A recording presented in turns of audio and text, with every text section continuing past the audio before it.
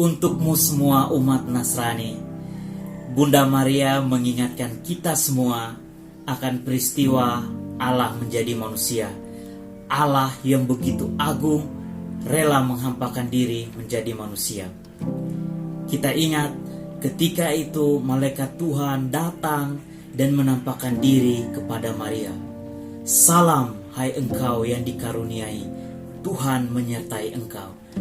Bunda Maria terkejut dan tentu ketakutan mendengar perkataan malaikat itu. Namun malaikat itu berkata kepada Maria, "Jangan takut hai Maria, sebab engkau beroleh kasih karunia di hadapan Allah.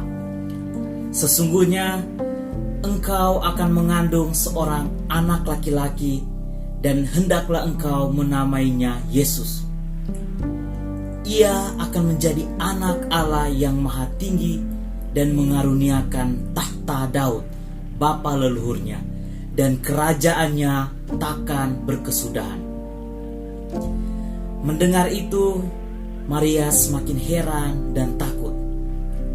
Bagaimana mungkin hal itu terjadi karena aku belum bersuami? Tanya Maria kepada malaikat itu. Jawab malaikat itu, "Roh Kudus akan turun atasmu dan kuasa Allah yang maha tinggi akan menaungi engkau." Mendengar itu, Maria dengan lantang mengatakan, "Jadilah padaku menurut perkataanmu." Di tengah kebingungan dan ketakutan yang besar, Maria akhirnya menyerahkan semua kepada kehendak Tuhan. "Terjadilah padaku menurut kehendak-Mu." Inilah pelajaran pertama dari seorang ibu yang kebingungan dan ketakutan.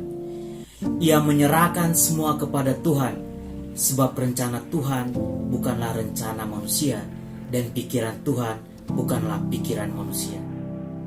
Di tengah persoalan, di tengah penderitaan kita, marilah kita membawa semua itu kepada Tuhan dan menyerahkan diri kepada keagungan dan cinta kasih Tuhan. Untukmu semua umat Nasrani, Maria mengingatkan kita akan peristiwa sengsara dan wafat Yesus. Ketika Yesus ditangkap oleh serdadu dan dibawa ke pengadilan, Maria setia menemani Yesus.